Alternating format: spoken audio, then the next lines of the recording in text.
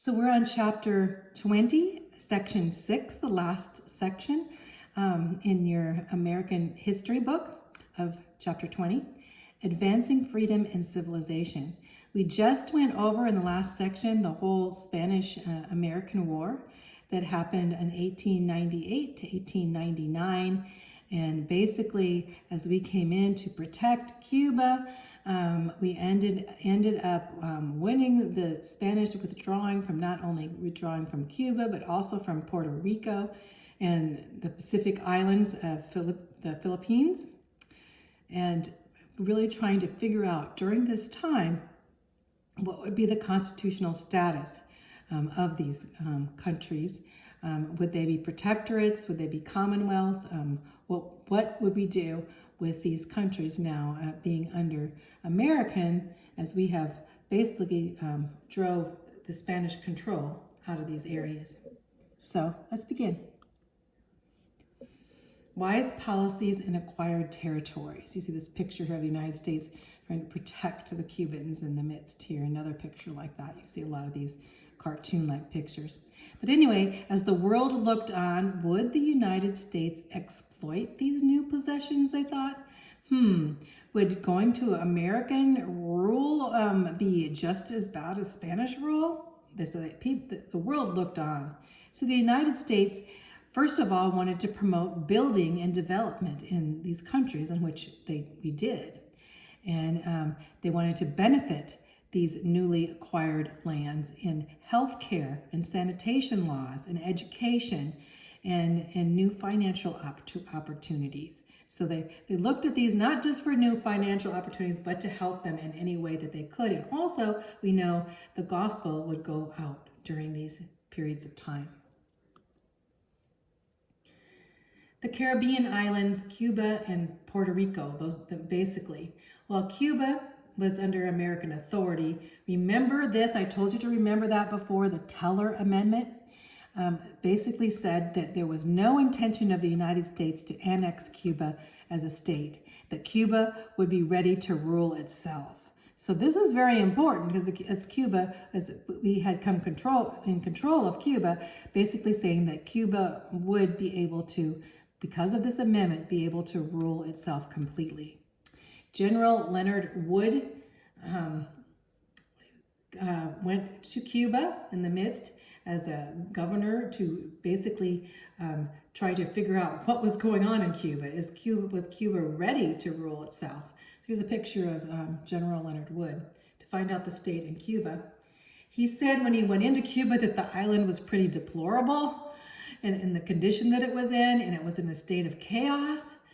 And many people were stricken with disease and poverty in Cuba, especially because they had been put in these concentration camps, remember? Collective camps. So basically saying that they needed vast improvements for the sick and homeless to come. So the United States would send in those to help them in this area, and that there needed new sanitary measures to curb the disease that were going on. So he knew that there had to be schools built and highways built. These were very important, he said, in rebuilding Cuba, and to make Cuba building up with their modern cities with governmental finance. So he believed as Americans did, bring into Cuba these things to help with health, to help with education, and to build up their cities in the midst. Yellow fever was a major concern, and actually it was the greatest achievement in conquering yellow fever. As a United States Army doctor, Walter Reed was discovering the cure, so to find a cure of yellow fever. This is the midst back when injecting a little bit of the bacterial or whatever into someone to find out if they would develop immunity in the midst of a type of vaccine. So Dr. Jesse William Lazier and Dr. James Carroll were injected. Actually, they both were doctors to basically see if they could find a cure for yellow fever. And this way they studied the disease as it was injected, but both these guys ended up dying later on because of the voluntary injection, both of these doctors, which is pretty sad. But the biggest thing that happened was Dr. Carlos J. Finlay.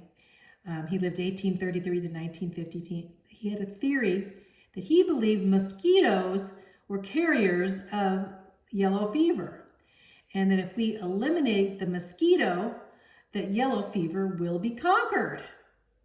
That was a big deal because I didn't know this in this time. So basically coming in and bringing forth and killing the mosquitoes with insecticides or whatever would eliminate not only yellow fever, but also it would control malaria. So this was one of the biggest health precautions that they needed to get rid of the carrier, which was the mosquito. Cuba's independence. So in 1900, preparations were made for Cuba. In 1901, the Platt Amendment. Remember the Teller Amendment basically said here, Teller and Platt Amendments. Teller Amendment said that they would be able to rule themselves. And so the Platt Amendment stipulated conditions to grant their independence. So the Teller Amendment said that they would be able to rule themselves, and the Platt would say, well, we have certain conditions to do this. And so Cuba in the Platt Amendment would not enter into any treaty or give up her independence or relinquish her territory to any other country first. And that they had a contract with no foreign debt that beyond the ability to pay. So they couldn't go out and borrow a bunch of money and come in debt. And the United States had the right to intervene or maintain order and be a mutual protector. So if it became very disorderly with revolts and stuff, the United States could come in and maintain that order. And the United States would be allowed to buy or lease certain coaling and use a certain area as a naval station, which Guantanamo Bay we did. So anyway, Cuba agreed to this on May 2nd, 1902. So just remember, Teller and Platt amendments have to do with Cuba. Teller saying that they could rule themselves, and Platt giving the conditions here that they couldn't have any treaties or relinquish their territories to any other European power or any other power, and not to contract any debt. And the United States would maintain order, and we could basically have our naval base there. So the Platt Amendment, very important. Teller and Platt. Here's a picture says, this agreement gave the United States right to intervene in Cuba if necessary. You see, basically, but this picture says we have our finger on them. Well, we had to, because in the midst of all that, there would be major uprisings and stuff later. We'll find out what happens later on. So anyway, Cuba's future. This is a picture of the first president in 1902, and the United States troops withdrew from Cuba, as they said we would. The U.S. intervened in Cuba only once to restore order in 1906 to 1909. So during this time, the United States did withdraw from Cuba. And the Platt Amendment was eventually abolished, but the U.S. kept its base at Guantanamo Bay there. And the Americans came in and invested millions of dollars in sugar mines, oil, and business at that time. And many Americans came and just toured Cuba, as a tourist place. So as the beautiful beaches in Cuba. Now we know Cuba for many years has been controlled by communism under Castro, but this was before that time. So before Castro came and took over Cuba, and people ran and got out of there as quick as they could in the midst of all that. But it was turning into a beautiful place with many Americans wanting to come and investing in sugar mines and businesses, and our base there in Guantanamo Bay, and all these things were positive things. Puerto Rico. Let's talk about Puerto Rico again, in the Caribbean islands, or Caribbean, however you say it. We have Puerto Rico. And Puerto Rico we invested towards self-government as a commonwealth. And so in 1900, the Four-Raker Act The 4-Acre Act was an unorganizing territory. That's what we said. So just think of the 4-Acre Act had to do with Puerto Rico. Just remember R, Rico, Raker. 4-Acre Rico, right? Good way to remember it. So anyway, this was the act that how we would be a protectorate and a commonwealth over Puerto Rico. And so the president was appointed governor there, and they had an executive council for the upper house in Puerto Rico, and the Puerto Ricos were electing the lower house. So basically the upper house was controlled by the United States, and the lower house was elected by Puerto Ricans working together. So there were new health and sanitation laws and education, of course.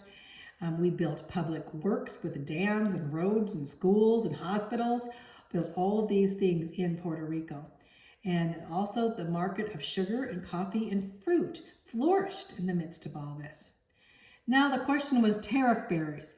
Would Puerto Rico, being a commonwealth, have all the rights and responsibilities that were in our Constitution?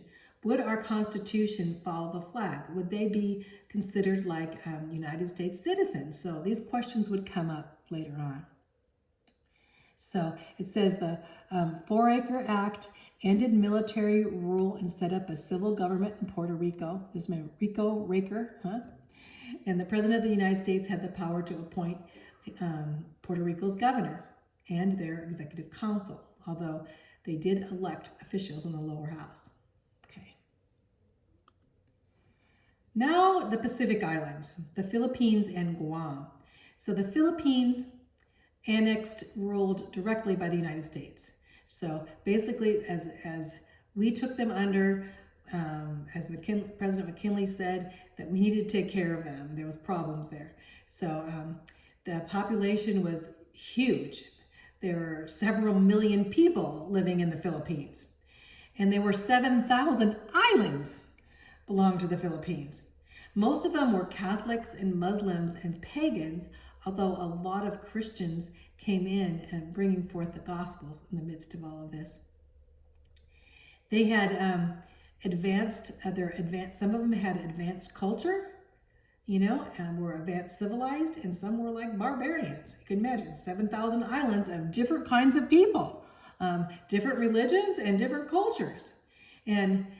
But some of them were just thinking, well, the Americans took control, but what's going to make a difference? They're going to just act just like the Spanish, right? So although we came in and did do a lot of humanitarian efforts in many areas of the Philippines. So in 1899, for 3 years, we had to subdue a lot of different revolts, I should say, in 3 years. So Emilio Aguinaldo, he lived 1869 to 1964. In the midst of that, he represented the people of the Philippines wanting to basically govern themselves. And so the revolts came against not only the Spanish, when he was revolting against the Spanish before, but also towards the United States. But later on, we'll find as they actually had peace with him in the midst, Emilio taking him, and he was captured, and the United States really trying to help the Philippines in some way, although they burst out of quite a few different revolts even after that time. So here's a picture of Emilio Aguinaldo. McKinley's committee sent into the Philippines. So his committee to investigate the conditions, and they found there was lots of social and political problems in the Philippines, and that the Philippines were not ready to govern themselves. So his second committee was sent under a judge, William Taft. Later on, we know William Taft would become one of the presidents of the United States, so very important. But he was the governor, set up the governor of the Philippines to come in and govern them in a way, which was a big job at that time because it was crazy times in the Philippines. They had never governed themselves. They had always just been controlled by Spanish rule. So we'll see, here's President Taft. Here's Judge Taft coming in. Later on, he actually would become a Supreme Court judge too. So we have Taft, very big man. Later on, he's like 300 pounds, but anyway. So we have Taft coming in, would be the governor of the Philippines. Later on, be a president of the United States after Teddy Roosevelt. So the Spooner Amendment, just think the Spooner Amendment has to do with the Philippines in 1901 with William Taft. So this is Spooner right here, not Taft. Here's Taft down here, sitting, yeah, right there. So the president was to govern the Philippines, and Taft was going to be the first civil governor.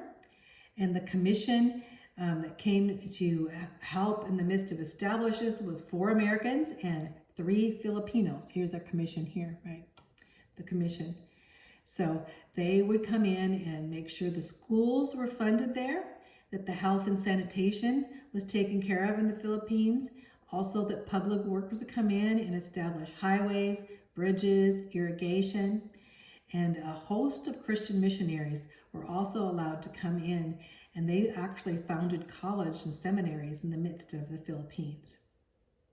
7,000 islands there, but mainly coming into the main island, which is in Manila Bay. Guam. So now what happens to Guam? Well, Guam was controlled by the United States. Guam also had been a fueling station for the United States for midway point in the for many times between Hawaii and the Philippines, and basically that's where they gather supplies. So Guam remained under a protectorate of the United States. Here's some pictures of Guam here, where Guam is out in the midst, and also here's Guam. Here's the Philippines on this side, and then go this direction, you'll find, as you go this direction, Hawaii and on to California. So anyway, here we go, his picture. Beautiful pictures of Guam. The constitutional status. Now, so basically the people were saying, now, does the Constitution follow the flag? So when they raised their flag, the American flag in the Philippines and Cuba, and onto Puerto Rico and Guam, you know, do they have the same constitutional status as American citizens? Do they enjoy some privileges as American citizens or not? So they also wondered whether the levy or the tariffs, do they have to pay tariffs? Does Puerto Rico does it have to pay tariffs for their goods coming in?